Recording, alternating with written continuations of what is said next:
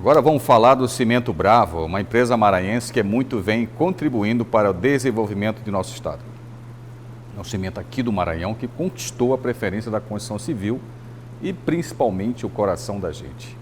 Um cimento resistente produzido apenas com matérias-primas de qualidade, promovendo secagem rápida que gera economia, reduzindo assim o custo e o tempo da sua obra. O Cimento Bravo é ideal para todo tipo de obra, porque respeita o meio ambiente. Cimento Bravo, ideal para todas as obras, ideal para a sua obra, para obras de uma vida.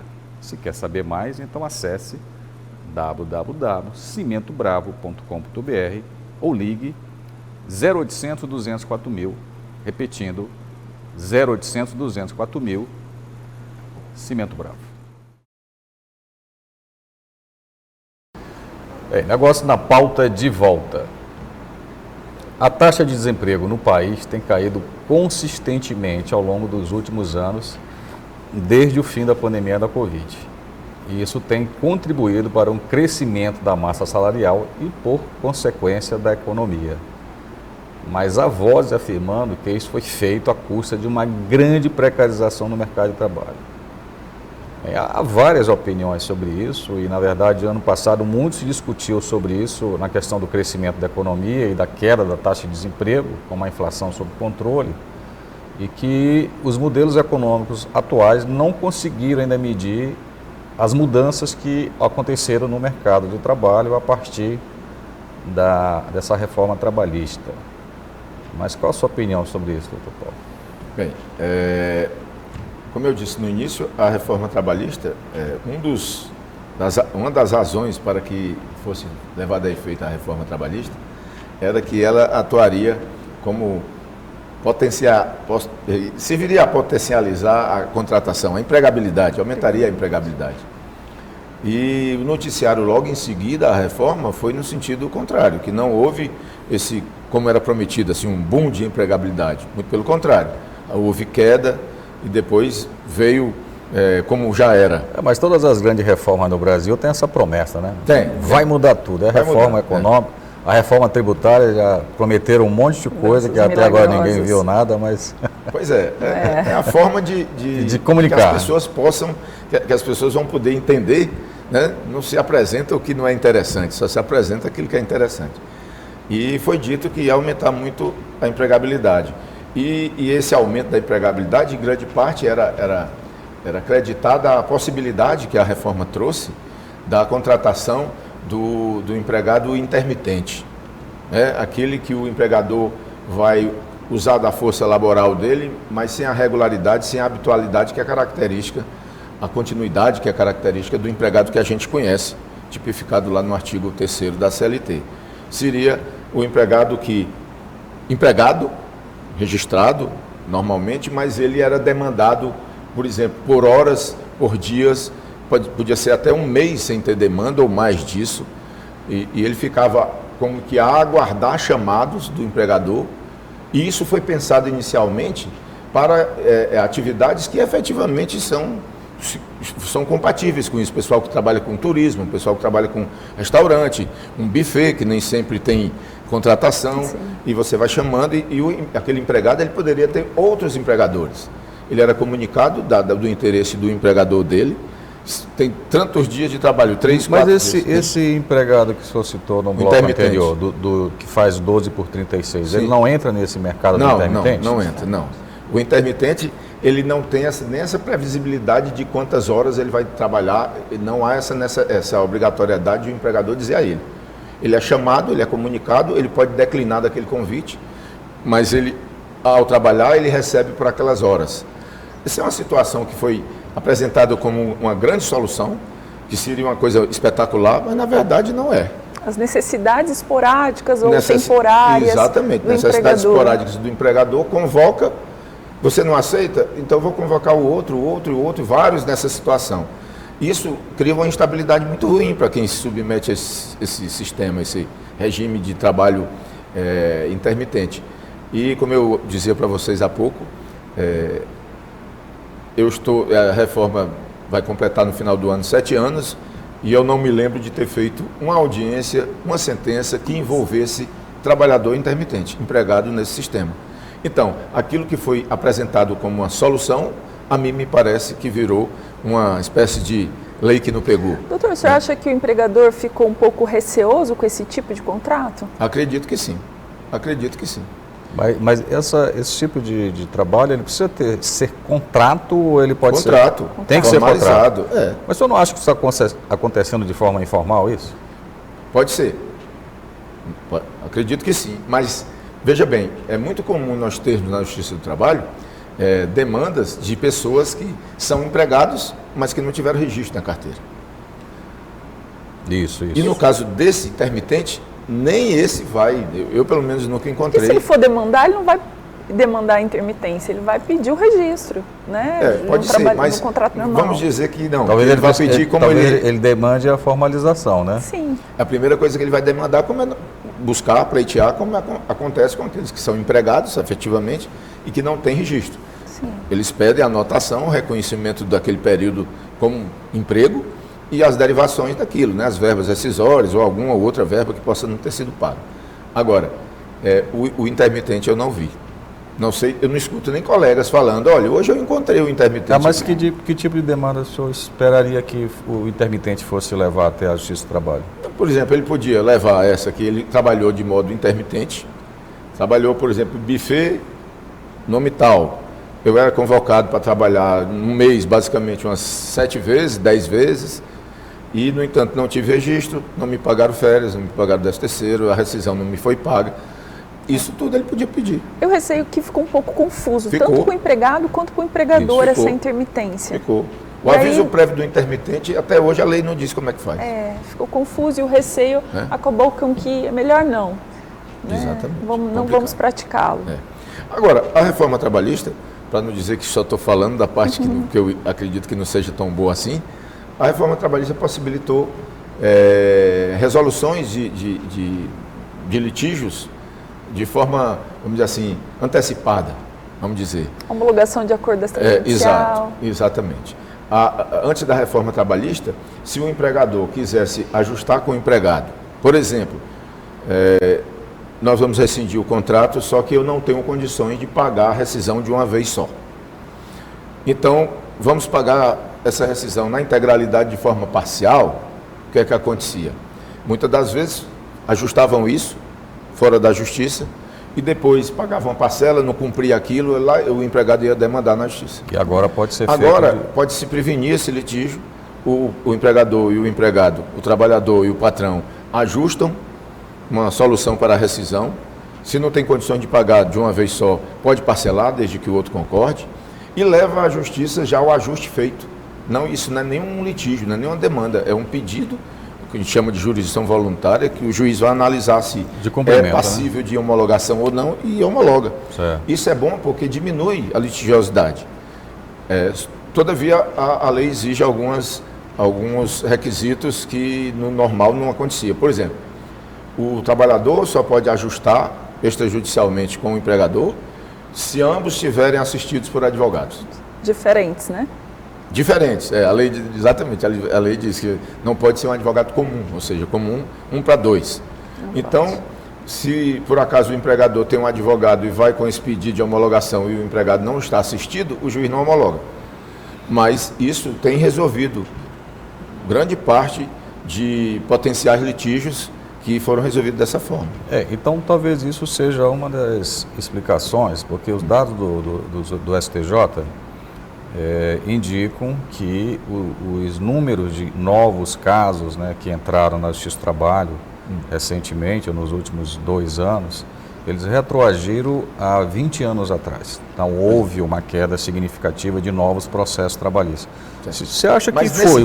Nesse caso que eu estou lhe dizendo, ele vai à justiça. Sim, eu entendi. Certo? Mas eu falo a questão anterior, né, de que houve um ajuste, um acordo formal antes, que não era permitido, e que isso impediu que virasse um processo trabalhista. Que outras condições que também geraram essa queda do número de novos casos? Vou lhe explicar. Antes da reforma trabalhista, o empregador ajustava com o empregado, vamos fazer um acordo e resolver aqui. O que é que acontecia em muitos casos? Isso não era levado à justiça. O empregado, muitas das vezes, recebia aquele valor, concordava, gastava, depois ele procurava um advogado e ia à justiça. Sim. E o que acontecia? O juiz ia dizer, não, houve um acordo e, portanto, não tem mais o que receber? Não. Caso o juiz reconhecesse para aquele empregado o direito que ele está alegando ter, mandava deduzir o valor que ele recebeu. Então, havia esses ajustes, muitos que ajustavam não ocupavam a justiça, mas também os empregadores ficavam, assim, a carecer de uma segurança. E esse dispositivo novo aí que a reforma trouxe possibilita ao empregador que ele ajuste com o empregado, leve à justiça e o juiz, entendendo ser um caso de homologação, homologa e aquilo resolve. Doutor, não tem mais depois entrar com a ação, porque aquilo já está resolvido e homologado. Doutor, antes até desse permissivo, o que acontecia? O que eu via? Havia alguns ajustes ilegais. Olha, nós vamos fazer acordo, mas vai lá, pega o advogado é esse aqui, vai lá, entra com ação trabalhista. Isso. Então, evitou isso também. É a chamada lei dissimulada. Exato. Os empregadores, antes da reforma, como isso não havia previsão nesse sentido, o que é que fazia? Eu quero uma segurança. Acontecia de um ou outro, não são todos, de um ou outro fazer o seguinte, bem, fala com o empregado, resolve tudo, olha, mas nós vamos entrar com ação na justiça. Tu vai entrar com ação na justiça, tu vais entrar com ação, falar o português correto, vais entrar com ação na justiça, e lá, chegando lá, a gente homologa, o juiz vai homologar o acordo. Era uma simulação que o juiz não tinha conhecimento. É porque o empregador ele cria uma segurança. O empregador cria uma segurança. Não aconteceu várias vezes, ao indagar sobre o acordo, vazava lá que, na verdade, aquilo ele já estava resolvido lá fora e que, na verdade, o advogado que estava atuando em favor do trabalhador era constituído pelo empregador. Era uma simulação e os juízes faziam o quê? Bem, se já estão ajustados, não tem o que resolver aqui, não homologo. Agora não, a lei permite que se faça isso, né? É um litígio que você economiza, vamos dizer assim, você poupa das pessoas litigar na justiça, já vai com acerto. Aliás, a reforma trouxe também outra alteração, que foi possibilitar, e aí eu não estou falando de levar à justiça, é possibilitar o encerramento da relação empregatícia por acordo, que antes não havia, né? Sim. Antes era aquela história, não, se você quiser sair, peça para sair. O empregador dizia, não é assim? O empregado, não quero mais trabalhar, me bote para fora, né? Vamos fazer aqui com rescisão do contrato, eu vou, saco, o FGTS devolva a multa. Havia isso, havia. Todo mundo sabia que havia. Agora não, o empregado pode. A relação não está dando mais certo, nem o patrão está muito interessado em mantê-lo lá, nem ele está muito interessado com o emprego, ele ajusta com o empregador, ele recebe 50% do que seria o aviso prévio dele, ele recebe 50% da multa do FGTS.